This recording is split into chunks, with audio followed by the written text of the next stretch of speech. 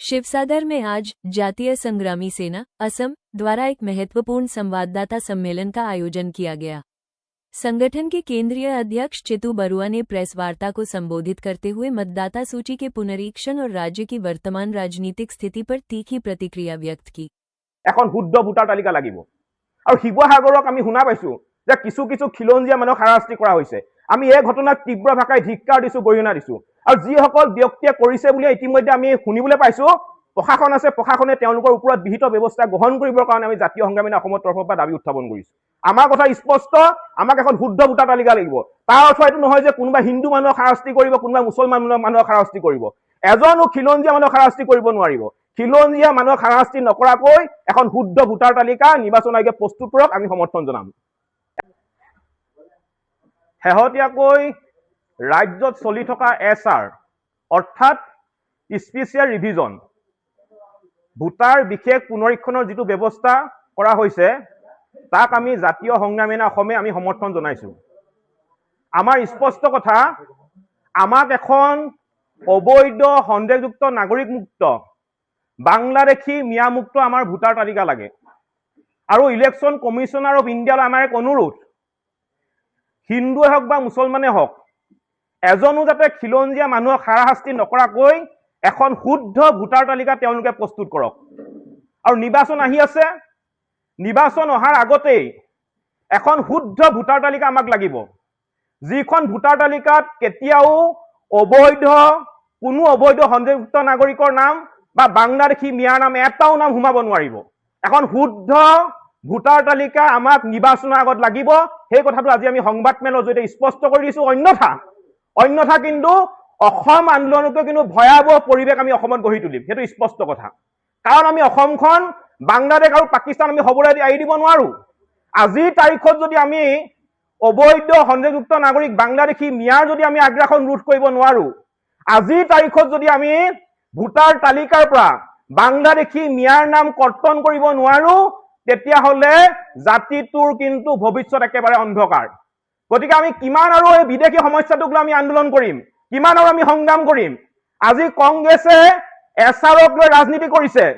আজি কংগ্ৰেছৰ দিনত 6 বছৰীয়া অসম আন্দোলন হ'ল, 855 জন আমাৰ অসমীয়া যুৱক যুৱতী শ্বহীদ হ'ল, হাজাৰ হাজাৰ বাই ভনী ঘূণীয়া হ'বলগীয়া হ'ল। তাৰপিছত কংগ্ৰেছে আমাক কি দিলে? কংগ্ৰেছে কেৱল মাত্ৰ বিশ্বাসঘাতক আৰু প্ৰতাৰণাৰ বাহিৰে কিন্তু কংগ্ৰেছে একো দিয়া নাই।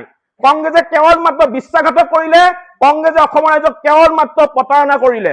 2010 চনত বৰপেটাত NRC পাইলট প্ৰজেক্টৰ কাম আৰম্ভ কৰা হৈছিল আৰু 2010 চনৰ 21 জুলাই তাৰিখে আমছুৱে পাইলট প্ৰজেক্টৰ কামৰ বিৰোধিতা কৰি বৰপেটা জিলাত তাণ্ডৱ চলাইছিল।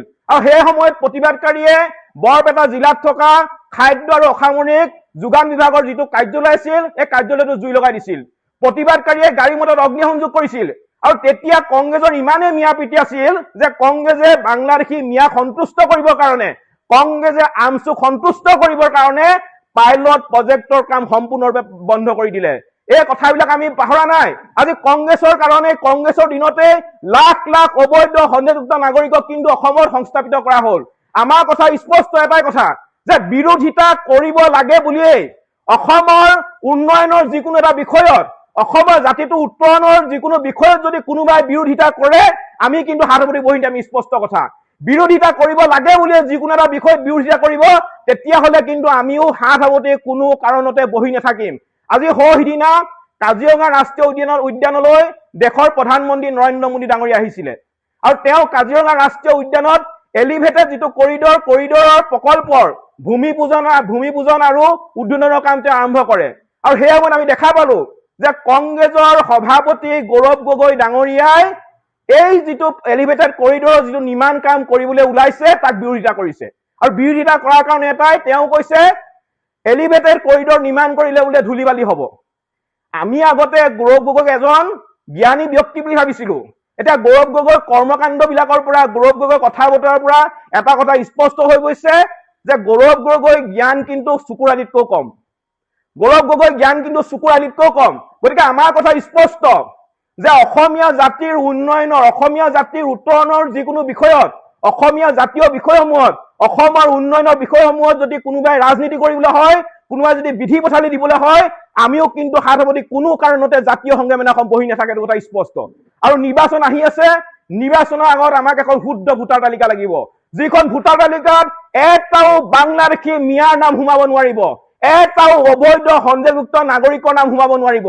এখন শুদ্ধ ভোটাৰ তালিকা নিৰ্বাচন আয়োগে নিৰ্বাচনৰ আগত প্ৰস্তুত কৰিব লাগিব, অন্যথা অসমত কিন্তু অসম আন্দোলনতকৈ ভয়াৱহ পৰিৱেশ আমি গঢ়ি তুলিম, সেইটো কথা স্পষ্ট।